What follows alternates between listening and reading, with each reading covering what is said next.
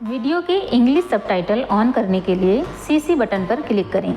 फिर subtitle setting में auto translate पर जाकर अपनी भाषा चुनें।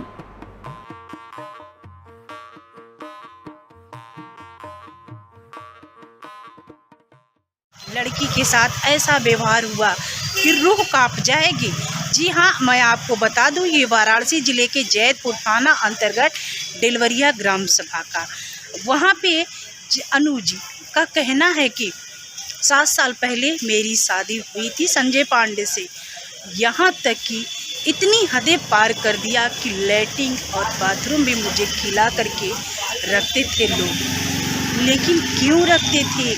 चलिए आइए हम जानते हैं क्या है पूरा मामला और अभी तक प्रशासन ने इसमें किस तरह की कार्रवाई की। कितने साल पहले शादी हुई थी? 7 साल पहले। कहाँ पे हुई थी? लहतारा निवासी। किसके साथ हुई थी? संजय पांडे। उस समय क्या उसका रवैया था? अच्छे से था कि कैसे? 1 साल 2 साल तक थोड़ा ठीक था, फिर उसके बाद अपना रंग दिखा दिया हमको। किस तरह के प्रताड़ित करने लगा? हमको मारने पीटने लगा। फिर अपने माँ बहन से भी कह दिया लो मारो। उसकी माँ बहन उसके सामने मारे, उसे कोई फ़र्क नहीं पड़ता था। जिससे भी मारे कोई फ़र्क नहीं पड़ता था। खून बह रहा है कोई फ़र्क नहीं पड़ रहा है। हम खाए पिए कोई फ़र्क नहीं। उसको कभी पूछता नहीं था खाए कि नहीं खाए। उसे कोई मतलब ही नहीं था कि हम उसकी पत्नी हैं, ऐसा लगे हमें। कुछ हमें समझा भी नहीं किया हमें। बस जो भी समझा 1 2 साल समझा, नहीं तो फिर उसके बाद मेरे साथ गलत सब करने लगा। क्या नाम है सास का, ननद का? उषा पांडे। सुंदरी पांडे, जो सुंदरी पांडे थी 24 घंटा हमसे काम कराती थी। 24 घंटा मारती थी, काम भी करते थे, मार भी खाते थे। बहुत बुरी तरीके से मारते थे हमें। डंडा से मारे, पौना से मारे, कलछुल से मारे, जो चीज़ पाती थी वो चीज़ से मारती थी। ताल लपेट के रखी थी, मारी थी। गरम करके तेल सीने फेंक दी, पूरा जला दिए सीना, पेट जला दी, शरीर जला दी है।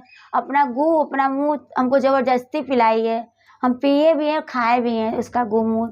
न पिए खाए तो मारने लगे तुरंत। हर चीज़ के लिए मुँह तड़पा दिए। खाना सड़ा हुआ भी खाना न दे हमें, फेंक दे लेकिन दे ना। और काम पूरा कराए। 24 घंटा काम हमसे कराती रहती थी। सपा मेरा हाथ पूरा जला देती थी काम करने के लिए। हम कहें नहीं होगा दीदी, नहीं मांज पाएंगे बर्तन। मर्चा छोप देती थी। हम सोते थे आँख में जैसे कलौजी मसाला भराता है वैसे मेरे आँख में मर्चा भरती थी। ऐसे ऐसे करती थी। मेरा बाल काट दिए पूरा, ये सब कुछ कर दिया। जब आपने बच्चे की जब शादी कहाँ किया था और जब उस समय क्या मांग हुई थी? कुछ दहेज की मांग हुई थी? हाँ, सब हमारा आदमी दिया भी था। 1 लाख रुपया भी दिया था। फिर उसके बाद हमारे लड़की से 4 लाख रुपया बोला मांगो, हम एक ज़मीन देंगे। तो लड़की फ़ोन से पकड़ किया था, मम्मी हमको ज़मीन दो, 4 लाख रुपया दो, हम ज़मीन देंगे तब ऐसे एक होंगे। तो हम बोले कि मेरे आगे पीछे 2 लड़के भी हैं, अभी हम कर नहीं सकते, तुम आ जाओ, पहले रास्ता अपना खोलो फिर देखा जाएगा। वो हमसे कहती थी जाओ अपने घर पे कहो कि मेरा ज़मीन मेरे नाम कर दे, पैसा लाओ, इतना लाओ, नहीं तुम्हारे भाई को ख़त्म कर देंगे, ये करवा देंगे, वो करवा देंगे। इतना दिन हम कुछ नहीं बोलते थे भाई के डर के मारे कि मेरे भाई को कुछ ना हो। लेकिन हदें पार हो गया तो हम छत पे से कूद के भागे हैं अपना जान बचा के। क्या आपके बच्चे थे? हाँ 2 है। ऐसे में बच्चे कहाँ हो? अपने पिता के पास है वो। लड़का क्या करता है? वो पढ़ाई छोटा है, पढ़ता है। नहीं, जो आपके पति वो क्या करते हैं? वो मंदिर जाता है। कौन से मंदिर जाते हैं? विश्वनाथ मंदिर। मेरे लड़के को भी सब बहला फुसला के अपने कब्जे में की हैं। सब मम्मी नहीं बुलाते हैं, गंदे गारे से बुलाते हैं, छिनेरी बुलाते हैं। सब सिखाई, सुंदरी सिखाई है। खुद हमारे आदमी उसके घर गए मीठा लेके, तो मेरा आदमी के बहुत बेइज्जती हुआ। अरे फलनवा आया रे, कुतवा आया रे, कैसे? तो हमारा आदमी हाथ जोड़ के बोला कि हाँ सुंदरी, एक बार माफ़ी कर दो, एक बार रिश्ता चालू कर दो। लेकिन नहीं रे, तुकार से बेइज्जत के चाल हमारे आदमी चला। इसकी लड़की हुई थी, मर गई। हम अपने सास के भेजे, अपने देवर के भेजे कि जाओ देखिए आओ। तो इसकी ननद प्रियंका, इसकी ननद बोली अरे कौन नंदी आई लो रे, डिलीवरिया की नंदी आई है, इससे आई उससे आई है, जो ना ये चप्पल मारा। हमारे सास से साथ बुरा व्यवहार है की। हमारी देवरानी नहीं किसी से मिलने नहीं दी। इतना मेरी लड़की घूर के अंदर थी, लड़की चेहरा देखने नहीं दी, बाप से मिलने नहीं दी। बेटी हमारी सब आवाज़ सुन रही थी पापा के, लेकिन मिलने नहीं दी। मेरे पास मोबाइल फ़ोन कुछ भी नहीं रहता था। सब छूने नहीं देती थी, ताकने नहीं देती थी।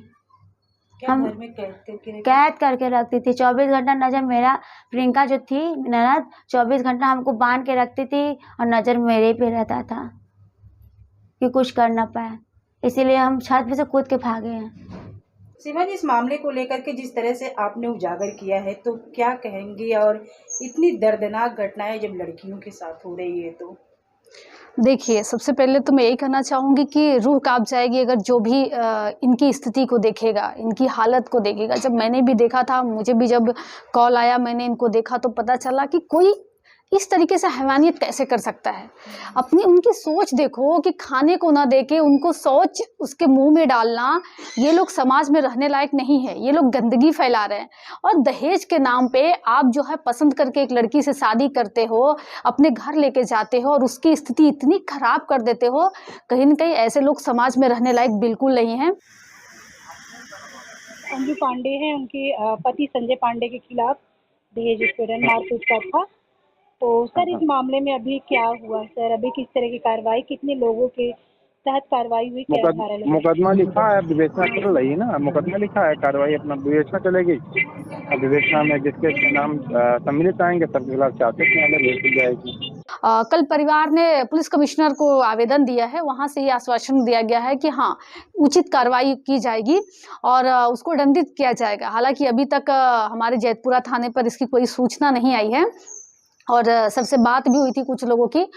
हम तो यही कहेंगे कि ऐसे लोगों को कड़ी से कड़ी सजा मिलना चाहिए और उसके लिए हमारी संस्था, हमारी पूरी टीम, यहाँ तक कि समाज के अन्य भी लोग हैं जो संस्था से जुड़े हुए हैं, सभी लोग इनकी हालत को देख करके आगे आए हैं और इनकी हर संभव मदद की जाएगी।